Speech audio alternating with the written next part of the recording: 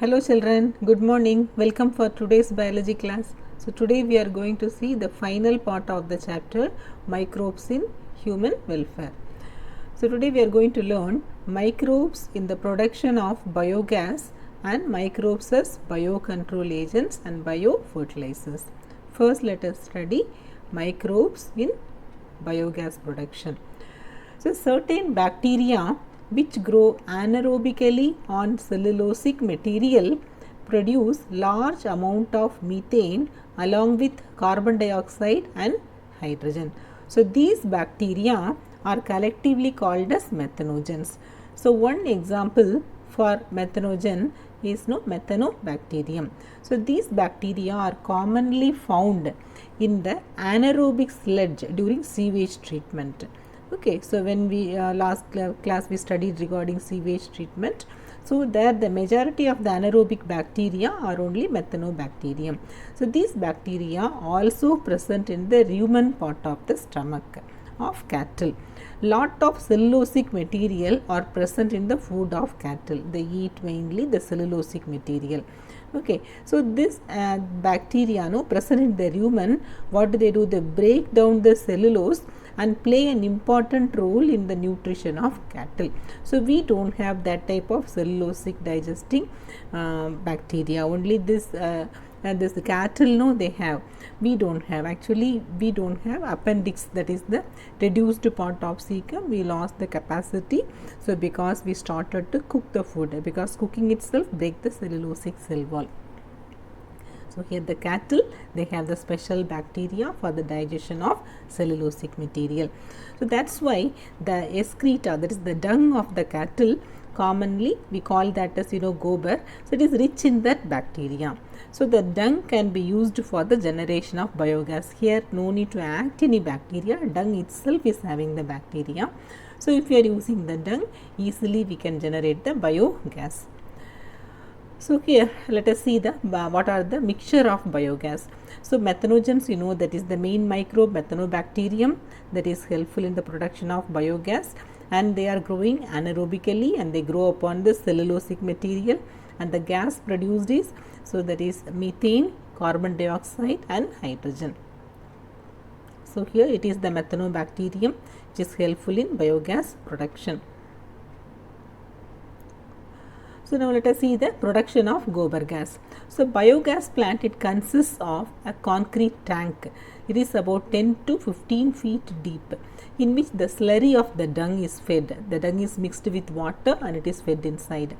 It is covered with the floating cover, the rise of which indicates the production of biogas. When the tank is filled by that biogas, automatically it will float. When it is not floating, you can tell the biogas is not there, the production is needed. So biogas produced from the tank is sent to homes through pipeline from an outlet, and the spent slurry can be recovered and it can be used as a manure. So here the uses of the biogas. What are the uses? It is useful in cooking and lighting, and the slurry from the biogas can be used as fertilizer. So here the organization, they are helpful, contributed much in the development of biogas production, or it is Indian Agricultural Research Institute IARI and the Khadi and Village Industries Commission KVIC. Remember this abbreviations, children. It can be asked in 1 mark questions. So here it is the typical biogas plant. It is the diagrammatic view. Here can you see, children? So here the dung and water, it is being fed. Okay, and later it enters inside this large tank. So here inside this tank there will be fermentation. So when the gas is formed here, it will go inside this floating tank and it will get collected, gas holder that you call that as. And you see here actually it is having more gas, that's why it is floating upon, and the gas can be used for the purpose. And the spent slurry and other sludge, it is being collected here and it can be used as manure. It is the biogas plant. So here you cannot see the floating tank, so because it is not having much gas, that's why. So here you can see the floating tank, because as it is filled with biogas, it is floating above. So next one, let us see the microbes as biocontrol agents. So microbes mainly biological control. We are using that as biological control of pests and diseases. We are using this biological agents. So why do you use? Because the chemical fertilizers and the chemical pesticides and all they are causing lot of pollution. So that's why we use biocontrol agents and biofertilizers in this place. So let us see one by one. The familiar beetle, this is red and black markings you must have seen.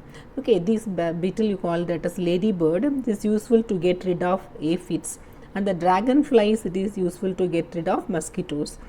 And to control the butterfly caterpillars, so we use the Bacillus thuringiensis, that is one bacterium. So from there we are producing the BT cotton.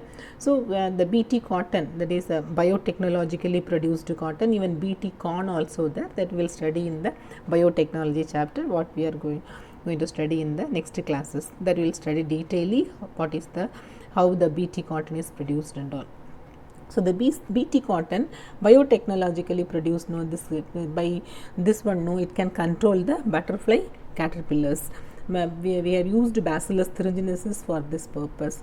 Then Trichoderma species, they are free living fungi and they are very common in root ecosystems. They are very effective biocontrol agents of several plant pathogens. Another is the baculovirus. They are the pathogens that attack the insects and other arthropods. The majority of baculoviruses are used as biocontrol agents, and the genus called nucleopolyhedroviruses, it is being used much, and they are excellent candidates. And why? Because they are excellent because they are species specific, and you call that as narrow spectrum insecticidal applications they have. They will only attack the particular species, they won't affect other species and all. So that's why it is not having much negative impacts on plants, animals, birds, fishes and other insects also, they won't affect much. So that's why this nucleopolyhedroviruses, it is well known narrow spectrum insecticidal value. So next one, let us see the microbes as biofertilizer.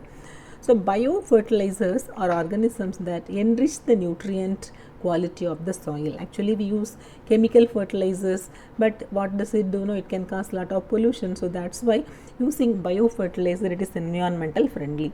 The main source of biofertilizers are bacteria, fungi and cyanobacteria.